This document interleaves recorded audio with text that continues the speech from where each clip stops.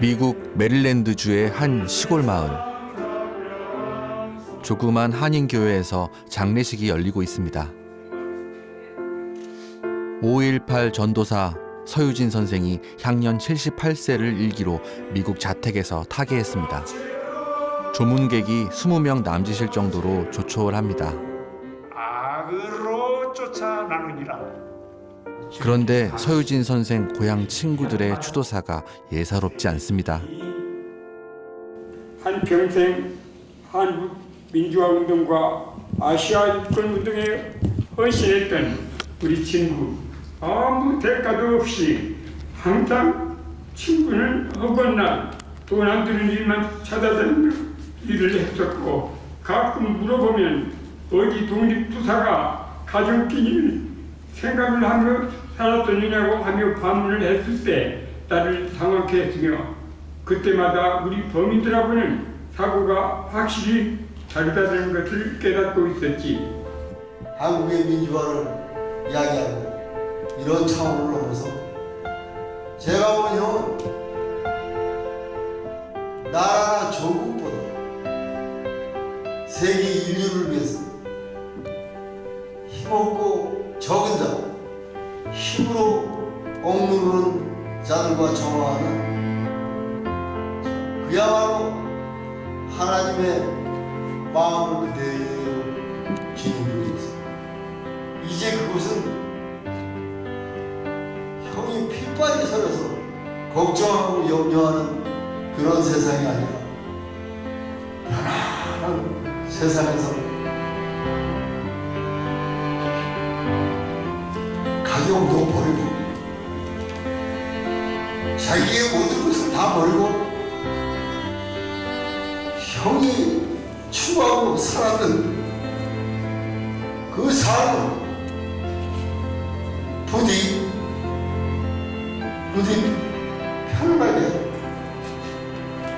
편안하게 누리시기 바랍니다.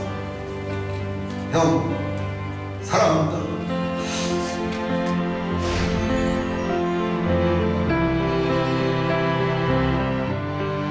그로부터 며칠 뒤 광주 망월동에서 선생의 추모식이 한 번 더 열렸습니다. 그를 아는 이들의 추도사가 보는 사람들의 마음을 절절하게 울립니다. 내가 이빨 2개만 남더라도 그놈들 목덜미에 박아 넣을 것이고, 손가락이 2개만 남더라도 그놈들 2 눈덩이에 찔러 넣을 것이라고 일갈하시며 서슬퍼런 독재 정권과 맞짱을 뜨신 천상 싸움닭이셨습니다. 수아, 안 된다고 하기 전에 치열하게, 아니 처절하게 해보기라도 했어? 스스로에게 물어보라고. 남들은 속여도 자기는 못 속여 라고 귀에 인이 박히도록 말씀하셨습니다. 이승에 머무는 동안 사랑도 명예도 일체의 부귀영화도 멀리한 채 이 세상을 주유해온 삶, 탁한 세상의 온갖 유혹과 향락도 뿌리치고 맨 홀몸으로 외롭게 걸어온 삶을 우리는 마음에 새깁니다. 그 삶이 인간의 존엄과 사회 정의를 위한 위대한 그러나 고난에 찬 행군이었다는 점에서 우리 아우들은 머리 숙여 존경 인사를 올립니다.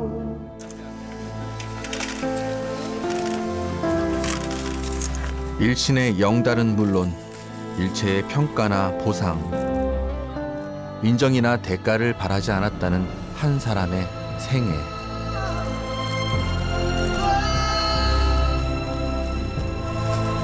무엇이 그의 삶을 이렇게 이끌었고 이토록 남은 이들을 눈물 짓게 하는 걸까요?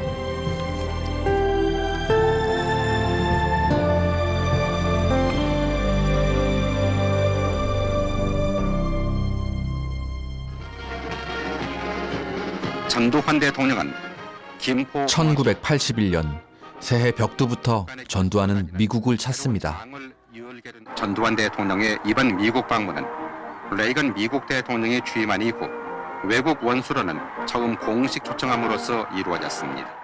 집권을 위해 저지른 끔찍한 학살로 광주 금남로의 핏자국은 여전히 선명했고 가족을 잃은 시민들은 찢어지는 고통에 신음하고 있었지만 강대국인 미국으로부터 하루라도 빨리 정식 권력자로 인정받고 싶어 했던 전두환의 행보엔 거침이 없었습니다.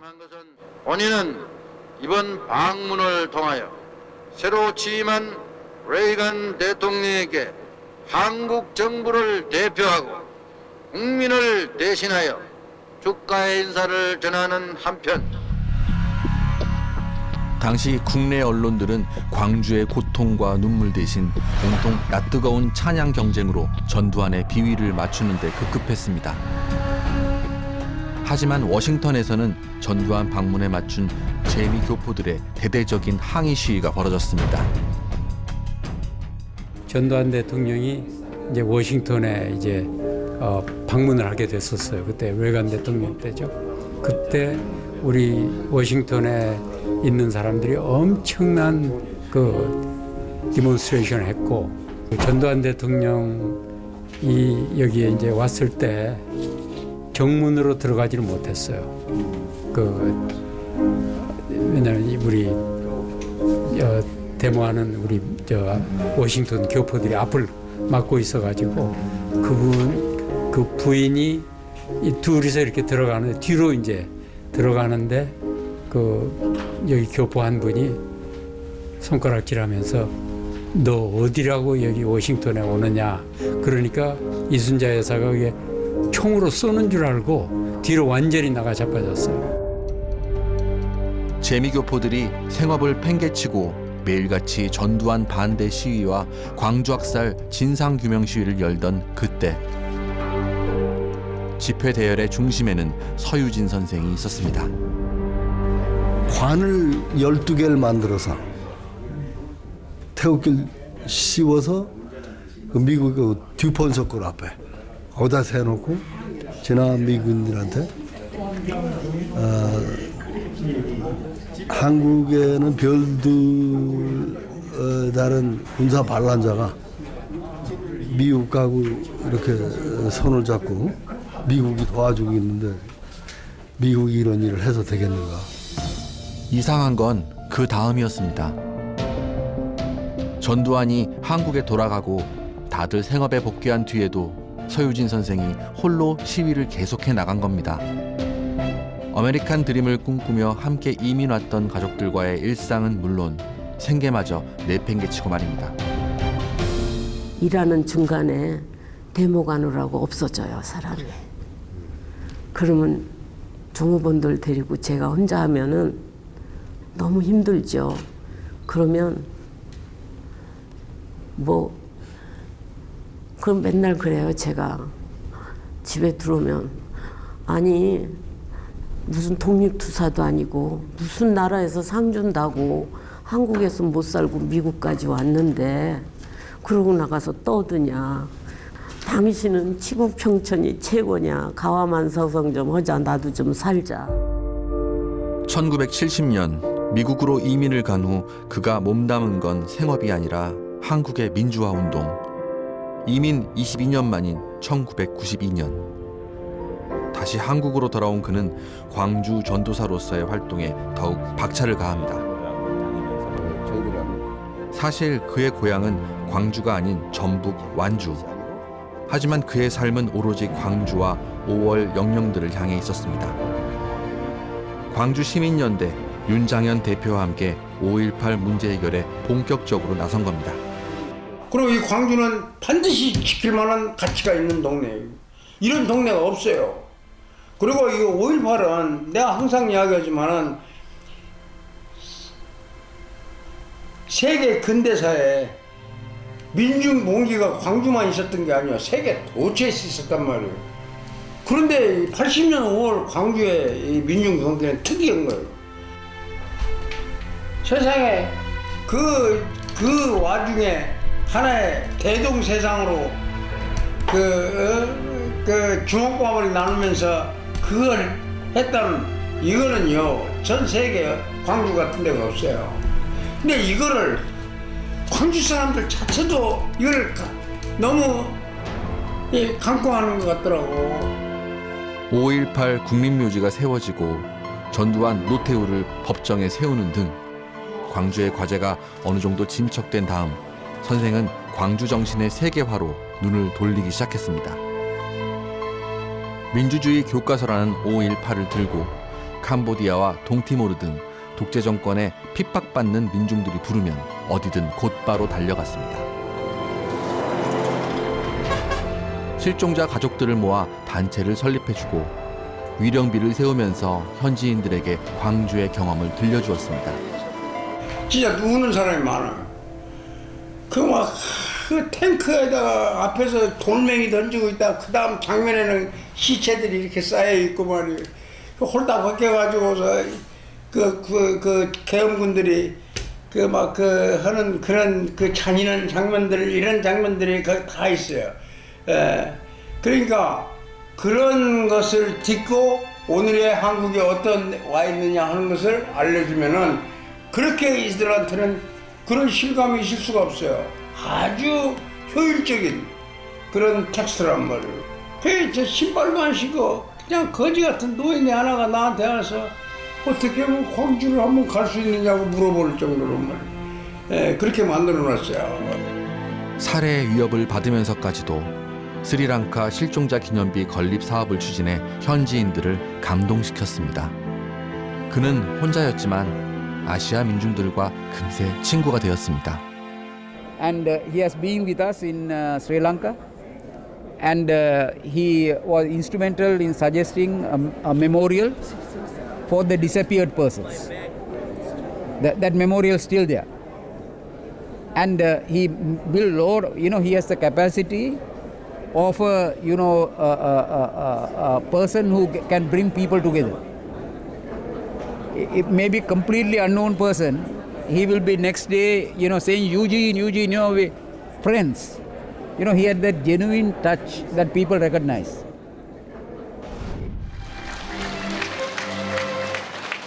(2011년) 5.18 기록물이 세계 유네스코 기록유산에 등재되었습니다. 북한군 소행이란 등 국내에서 5.18 왜곡과 폄훼가 난무하던 시절에 이뤄낸 광주 시민들의 쾌거였습니다. 많은 이들이 정성을 쏟았고 마음을 한데 모아 가능한 일이었습니다. 등재가 성사된 것을 축하하는 행사장에는 광주시장과 국회의원들이 언론의 스포트라이트를 받았습니다. 그러나 이 모든 자료들을 세계 기록유산이 될 수 있도록 성사시킨 사람은 따로 있었습니다. 심사위원들을 일일이 만나고 5.18의 가치를 설명하며 설득한 사람, 바로 서유진 선생이었습니다. 광주 5.18 자료를 유네스코 유산으로 만들 때 큰 역할을 했던 태국의 왕자 아바콘 박사라든가 스리랑카 사람들, 인도 사람들, 이런 사람들 전부 직접 형님이 나를 데리고 다니면서 연결을 시켜줬어요. 유진이 형이 아니었더라면, 유진이 형이 만들어 놓은 광주 네트워크가 아니었더라면 전혀 꿈도 꿀 수 없는 그런 일을 그때 할 수 있었습니다. 그 무엇보다 주요했던 것은 아시아 인권운동에 힘썼던 서유진 선생의 실천운동. 그러한 노력들이 등재를 성사시킨 결정적 요인이었음을 실무자를 통해 확인할 수 있었습니다. 그러니까 그 아바콘 교수가 하는 중요한 이야기 중 하나가 세계사에 미친 영향이 없으면 그건 너희 나라 유산하라 이거예요. 그 기록이 기록하고 있는 역사적 사건이 우리 인류 역사에 어떤 영향을 미치느냐. 그렇기 때문에 세계유산이다. 인류의 유산이다라는 거죠. 그걸 우리 광주가 이미 90년대부터 그 역할을 하셨고 그 중심에 서유진 선생님이 계셨다는 겁니다. 그래서 등재에 지대한 영향을 끼치셨다는 거죠. 기념비적인 성과였지만 행사장 어디에도 자신의 이름을 넣지 않았습니다. 성사시켰으면 그곳으로 만족할 뿐 운동의 성과나 명예를 챙기지 않았습니다. 광주 정신이 무엇인지 삶으로 증명했지만 서유진의 이름을 아는 이들은 광주에서도 극히 드뭅니다. 언제라도 떠날 수 있는 여행자처럼 수중에 가진 것도 없었고 뭔가를 누릴 생각도 하지 않았습니다. 우선 우리 마음을 가장 아프게 했던 것은 형님이 걸어오셨던 결핍과 고난 그리고 고독에 찬 삶에 관한 기억입니다. 돈은 떨어지고 하룻밤 잠들 곳 없어 공중전화 부스에서 때로는 어두운 뒷골목 처마 밑에서 추위에 떨며 밤을 지새워야 했던 일을 생각하면 슬픔보다도 더 아픈 부끄러움이 이 가슴을 칩니다. 운동의 대가 자체를 원하지 않았던 것입니다. 1997년 김대중 선생이 대통령에 당선된 후 지인들은 그에게 말했습니다. 김대중 선생 망명 시절 그의 곁에서 헌신했으니 이제는 편안한 자리 하나에 정착하면 어떻겠냐는 제안을 해본 것입니다.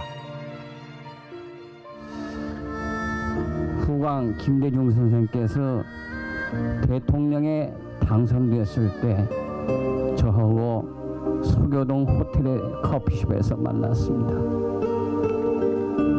그때 저 단둘이니까 뭐 얘기를 좀 자유롭게 나눌 수가 있죠. 그래서 용아, 너 이번에 좀 합류하면 어때? 하니까 용이가 하는 말이 너 나 몰라? 그러는 거예요. 그래서 내 잘 알지 임마. 그랬어요. 내 잘 알지 임마 한 것은 무슨 얘기냐면은 너는 생태적으로 무엇에 매여서 사는 걸 아주 싫어하는 자유인, 열정을 가진 자유인으로 살기를 소망한다는 걸 안다. 그 얘기입니다.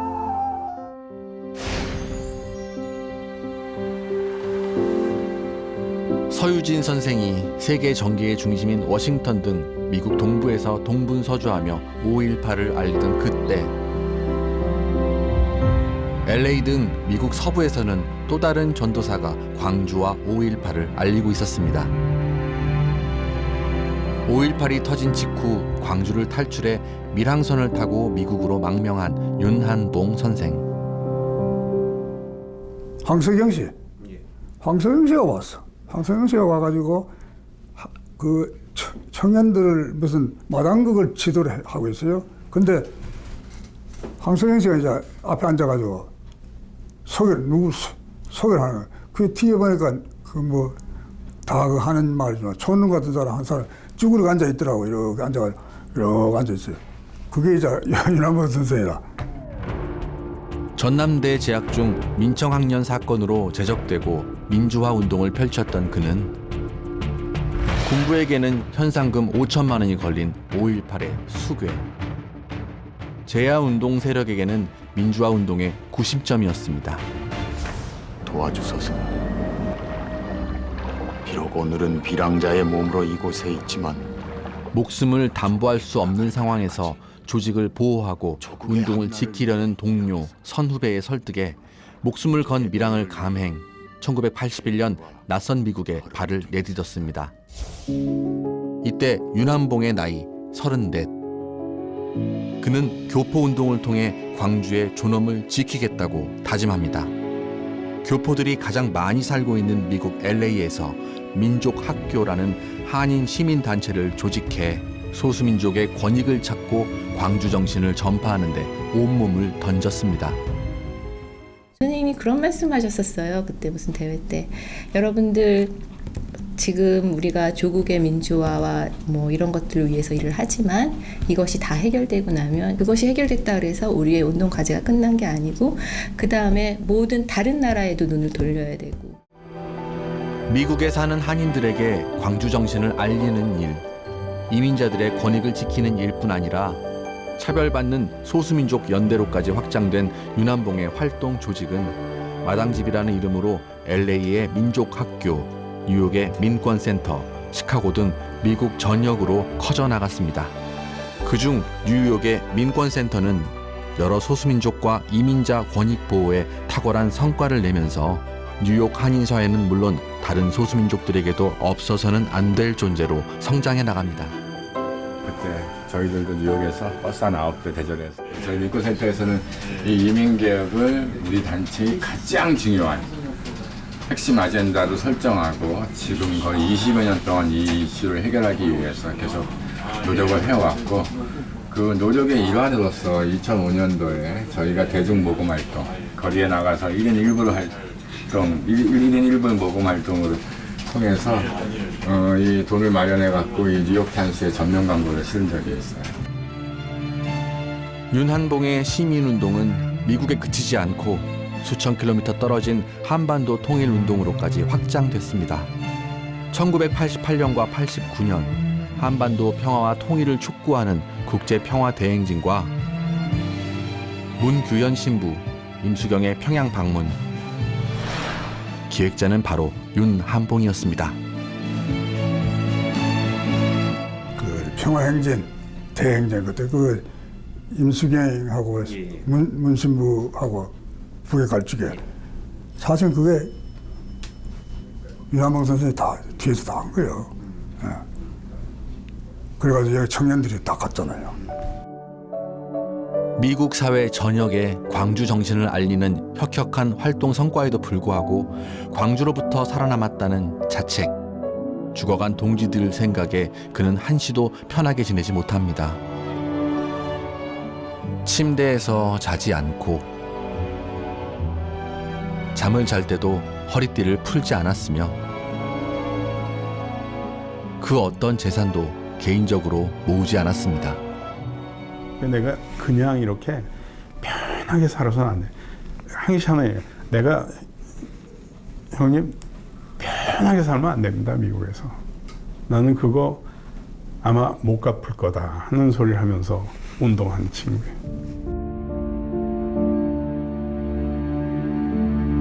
윤상원과 박관현 등 민주화운동 동지들을 광주에 두고 혼자 살아왔다는 죄책감은 그를 평생 괴롭혔지만 윤한봉 선생이 얘기하는 광주나 딴 거보다 자기 그 죄책감, 나 그게 제일 하여튼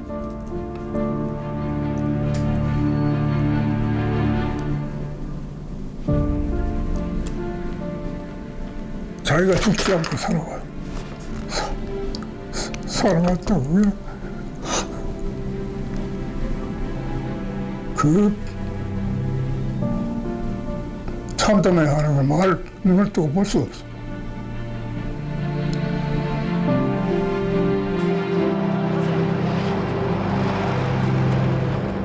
또 그 죄책감은 윤한봉 선생을 일으켜 세워 시민운동을 하게 만든 원천이기도 했습니다. 12년 만에 귀국길에 나선 윤한봉 선생의 일성도 바로 살아남은 자로서의 책무였습니다. 해운동의 원동력은 가시님들의 그 부릅뜬 두 눈과 광주 시민들의 영웅적인 투쟁이었습니다. 윤한봉이 뿌린 광주 정신의 씨앗은 40년이 지나면서 이제 울창한 나무로 자랐습니다. 하지만 미국과 전 세계를 넘나들며 광주를 위해 일했던 이 조직의 천재는 어떠한 직함도 챙기지 않았습니다. 미국 LA 민족학교에서 유일한 직함이 있었으니 청소를 도맡는 소사였습니다. 이렇게 담배를 이렇게 피지를 않으신 거를 본 적이 없어요. 꼭 그거 어떻게 이렇게 좀 이렇게 버리는 피다 남은 걸 이렇게 꼭 거꾸로 이렇게 드시더라고요, 담배를. 그리고 그냥 이렇게 하고 피더라고요. 그리고 그냥 쭈그리고 앉아서 맨날 다 그분은 젊은 사람들이 다 있고 그런데 한 번도 감투를 써보신 적이 없어요. 무슨 직책이 없었어요. 그냥 맨날 다 나는 소사다 그러셨어요. 그래가지고 기어다니시면서 방을 다 구석구석에 닦고 그러셨어요. 본인이. 윤한봉이 세운 미국 뉴욕 민권센터로 선생의 흔적을 찾아 나섰습니다. 5.18 3주기 때 써내려간 두루마리 성명서가 나옵니다. 윤원 목사님 글씨. 일 수도 있고. 광주에 있는 이거는 우리가 LA가 유일하게 자기 그 자체 건물이 있다고 그랬잖아요. 당시에 그 건물 임을 위한 행진곡 악보. 1989년 광주 MBC의 5.18 특집 영상 테이프도 있습니다. 그러니까 저희들이 그 단체 설립 초창기에는 그 미주에서 유일하게 5.18을 기념하는 단체였습니다. 근데 그 당시만 하더라도 그 5.18 민중항쟁이 지금과 같은 유상을 확보하지 못하던 시절이었습니다. 여전히 군부 독재 하에 그 모국이 있었고, 또 진상규명이나 그런 것들이 거의 되지 않았던 그런 상태였습니다. 그렇기 때문에 저희는 단체 설립 초창기에 그 윤한모 선생님의 그 증언들을 필두로 해서 그 5.18의 진상을 알리는 그 해외 동포들에게 5.18의 그서 발생한 문제나 또 5.18의 그 핵심을 알리는 그런 이제 활동에 처음에 치중을 했고요. 광주 시민들에게 보내기 위해 미국 전역의 재미 교포들로부터 한 푼 두 푼 성금을 모았습니다. 광주 순환자 돕기회 성금장부도 소중하게 간직돼 있습니다. 순환자 광주 순환자 돕기회. 그러니까 처음에는 이제 광주 지역의 여러 굉장히 큰 자료인데 5.18 기록관이나 이런 데 들어가야 할 자료인 것 같은데. 큰 성과예요. 광주 순환자 돕기 모금회는 매년 3만 달러씩 5.18 유가족과 부상자들의 생활비와 치료비를 광주로 보냈습니다.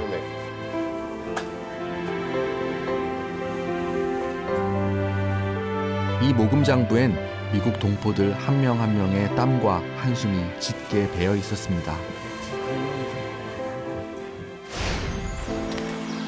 광주 순환자 돕기 성금. 미국에서만 진행된 게 아니었습니다. 수천 킬로미터 떨어진 저 유럽 대륙에서도 슬픔에 잠긴 광주 시민들을 위해 동포들이 십시일반 돈을 모아 보냈습니다. 이 모금장부에 독일로 파견된 한국인 광부들과 간호사들, 유학생들의 이름이 깨알같이 적혀 있습니다. 정말 이럴 수가 있는가? 이럴 수가 있는가? 비참한 거죠. 예. 그래서 이제 그런 방송들을 보고 나서 우선 좀 그 피해자한테 돈을 좀 보내주자.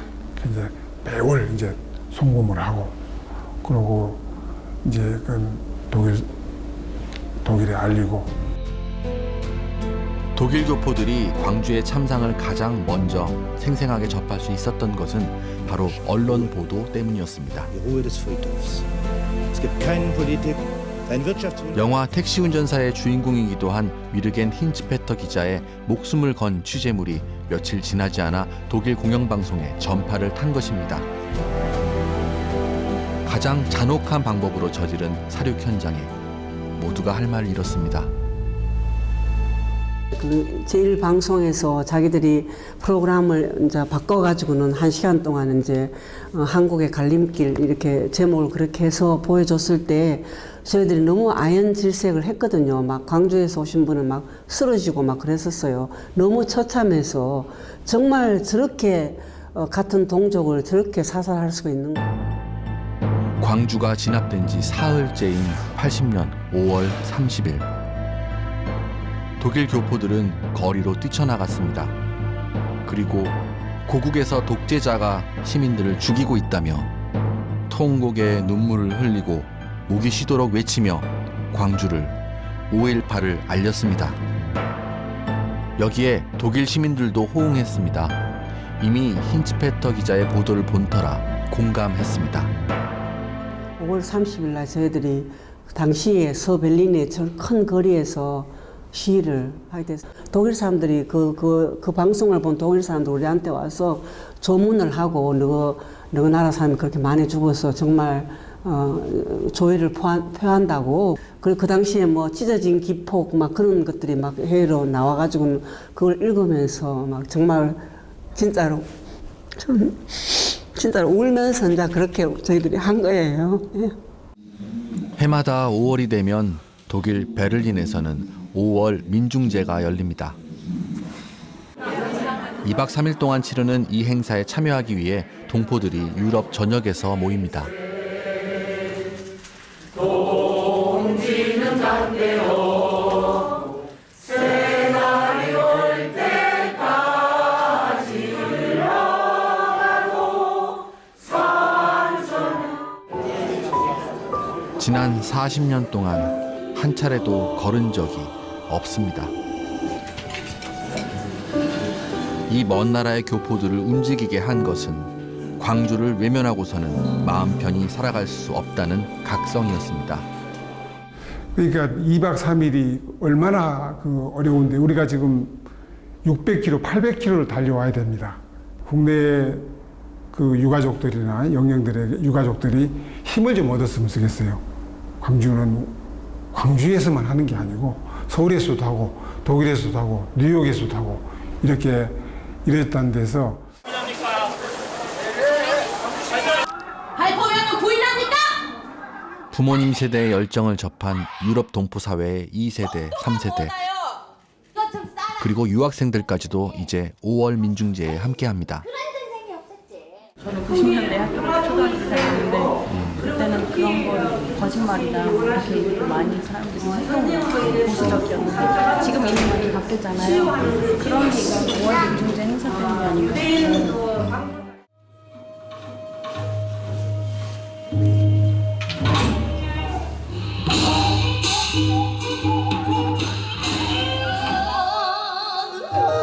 사실 1980년 당시 독일 또한 분단국가이던 시절이어서 교포들이 광주를 위한 추모 행사를 준비한다는 건 결코 쉬운 일이 아니었습니다.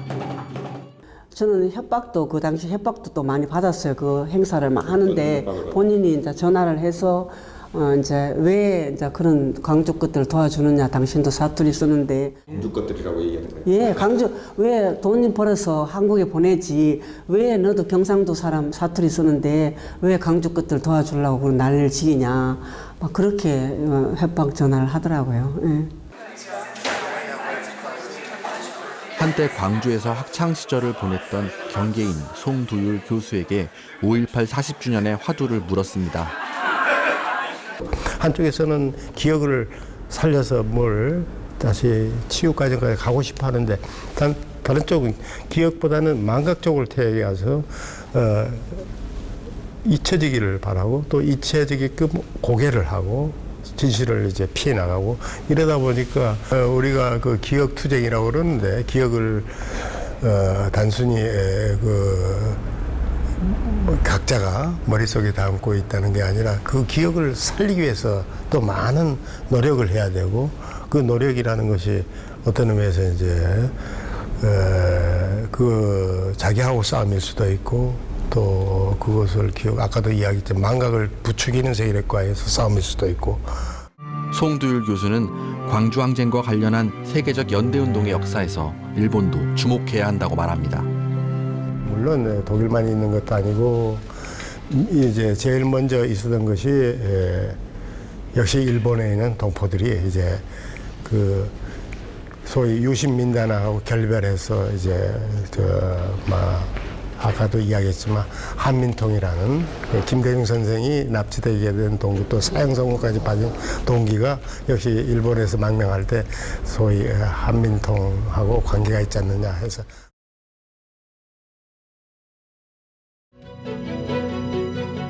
(1973년) 유신 독재를 견제하고 민주주의를 수호한다는 취지로 결성된 제1한국민주통일연합.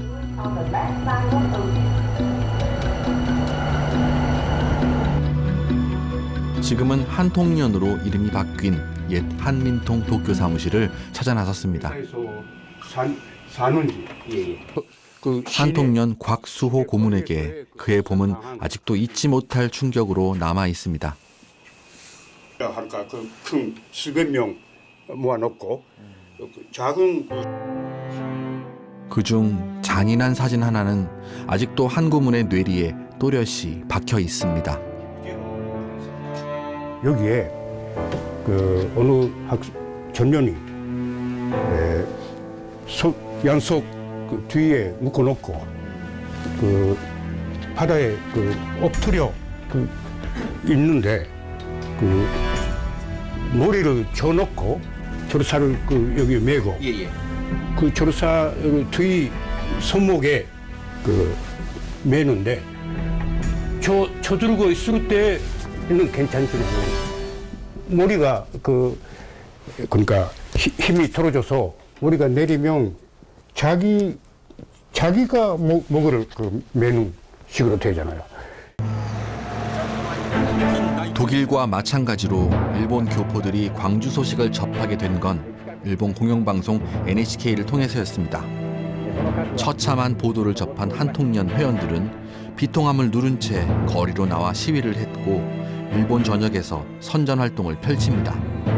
어느 자동차 한 대를 준비해서 거기에 선전물을 넣고 마이크 스피커를 붙여서 제가 대장으로 캐러반대 대장으로서 어린 명이 그 차에 타서 히로시마까지 먼저 내려갔다가 히로시마, 오카야마, 효고, 오사카, 교토, 아이치, 가나가와, 도쿄 하루하루 올라오면서 도쿄에 올라오면서 지방에서 선전 활동과 밤에는 집회를 하고 특히 민족15라는 기관지를 통해 광주 소식을 적극적으로 알려나갔습니다.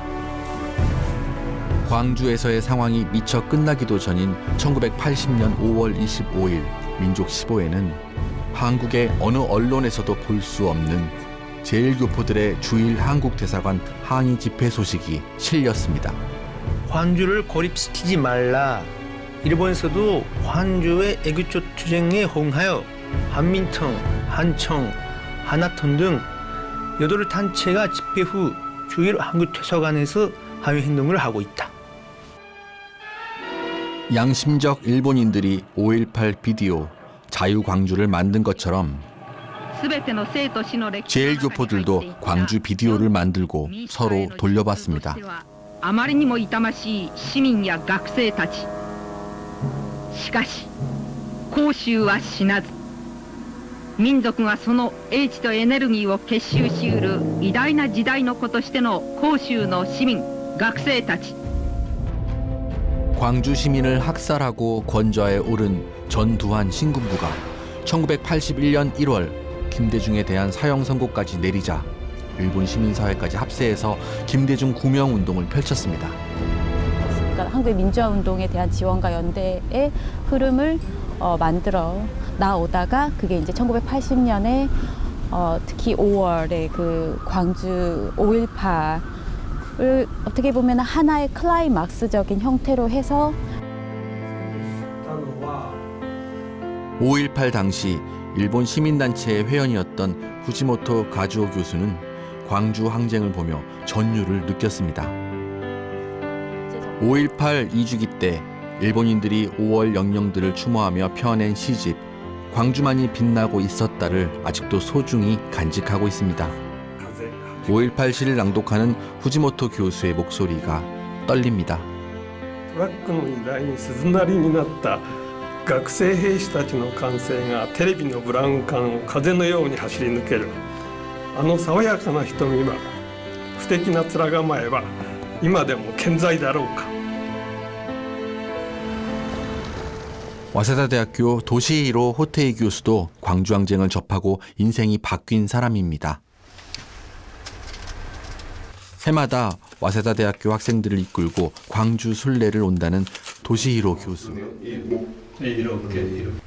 광주항쟁 당시 출판사 직원이었던 도시히로 교수는 부끄러움을 무릅쓰고 서명운동을 받으러 나섰던 기억이 생생합니다. 원래 저는 그 표면에 나타나는 싫어하는 사람이고 그런 거 부끄러운 사람이었으니 그때도 너무 주저해서 나가지 않았는데 이렇게 개인적인 걸 이야기할 때가 아니다 해서 갔습니다. 근데 거의 주마다 또 어떤 때는 그 평일날도 1시간 반 정도 데모를 하고 해상에서 데모의 구호 네, 뭐였습니까? 김대중 씨를 석방해라. 또 죽이지 말라 그런 것이었습니다. 일본 동경대 마나베 유코 교수는 한국 민주화 운동을 주제로 한 논문으로 박사학위를 받은 특이한 이력을 지니고 있습니다. 한국의 열사들을 연구한 저서 열사의 탄생의 저자이기도 한 마나베 유코 교수는 한국 민주화 운동은 결국 광주로 수렴할 수밖에 없었다고 말합니다. 물론 아주 귀중한 아마 저에게는 뿌리라고 해도 괜찮죠 뭐. 예. 맨 처음에는 열사 연구에서 시작했지만 그 열사들도 광주 때문에 뭐 목숨 버리고 이렇게 많이 싸웠잖아요. 근데 부모님들도 그렇고.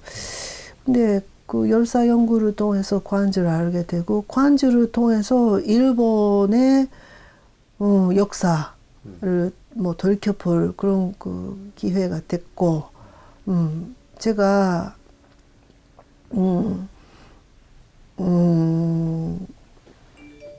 새로 막 태어나는 그런 계기가 됐다고, 예, 그렇게 생각해요. 5.18 마지막 수배자 윤한봉 선생은 미국 망명생활 12년 만인 1993년 그토록 밟고 싶던 광주 망월동을 찾아 5월 영령들 앞에 무릎을 꿇었습니다. 석정 마음으로 줄 겁니다. 왜 석정하죠? 같이 못 죽었습니다. 같이 못 죽었습니다. 미국에서도 광주 정신을 알리고 인권운동 조직을 만들고 뿌리내리게 해 조직운동의 천재라 불렸던 그는 귀국과 동시에 광주 정신을 이어갈 단체를 만듭니다. 5.18 기념재단과 들불 열사 기념사업회를 만들고 김남주 추모사업회를 결성했습니다. 5.18은 성역이 아니라 광주 시민과 함께 나아가야 한다며 주변의 쓴소리를 서슴지 않아 오해와 미움도 많이 샀습니다. 성격이 어떤 분이세요? 원칙주의자. 따지고 보면 융통이 없죠. 모르시죠? 만나본 적도 없으시죠? 합수씨 쳐다볼 때마다 깜짝깜짝 놀라는 게 굉장히 인간미 넘치는 사람.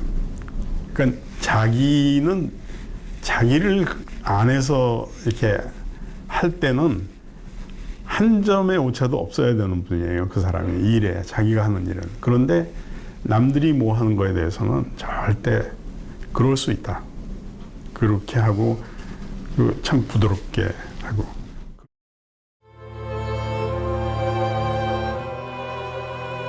힘든 시절 버시었던 담배 때문이었을까? 윤한봉은 지난 2007년 지병인 폐기종으로 숨을 거둡니다. 윤상원과 박관현 등 먼저 간 동지들을 생각하면 느긋하게 지낼 수 없다며 항상 쪼그려 앉아 담배를 피웠던 윤한봉.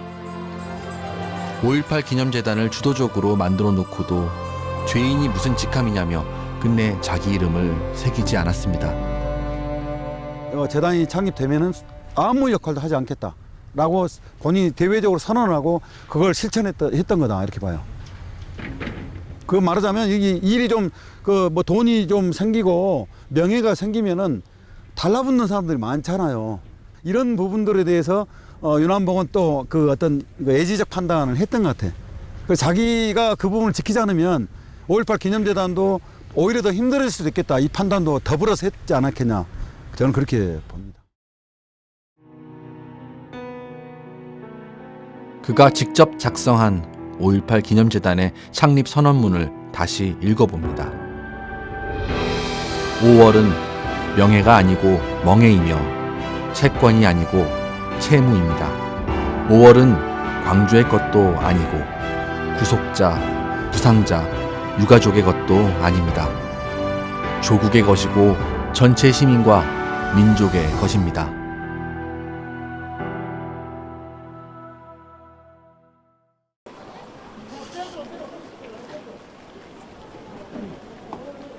학살자 전두환이 법정에 섰습니다.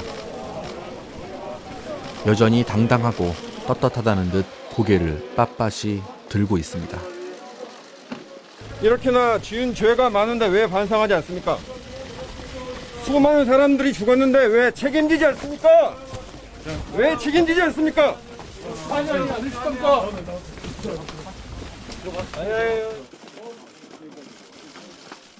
1980년으로부터 40년, 진실을 은폐하며 그 속에서 기생해온 자들과의 기나긴 싸움은 아직 끝나지 않았습니다. 그러나 이 싸움은 앞으로도 멈추지 않을 것 같습니다. 80년 그날, 항쟁 주역들이 쓰러진 뒤, 그 후로도 오랫동안 이름도 남김없이 싸워온, 아니 싸우는 이들이 여전히 여기에 있기 때문일 것입니다.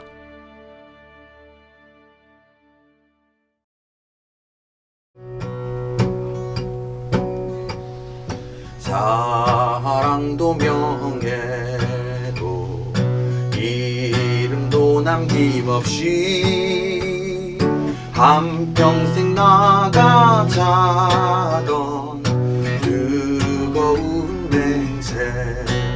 이남 선생님이 거름이 되어서 지금은 이제 튼튼한 아름드린 나무가 되었고, 여러 가지로 생각을 하고 계산해가지고 하는 게 아니라 내가 지금 이거 할 수 있는 건 이거다 그러면 그냥 하는 거예요. 인간으로서 본분을 지키기 위해서 하는 거니까 뭐 알아주면 더 고맙지만 뭐 그렇게 알아주지 않아도 그렇게 크게 섭섭하지 않아. 전 세계적으로 알리고 그리고 그걸 공유하고 그러한 일들을 열심히 하겠습니다. 유진영 염려 마세요. 제가 합니다. 나 지금 잘 살고 있는 걸까라는 생각이 들 때 이제 한 번씩 보게 되는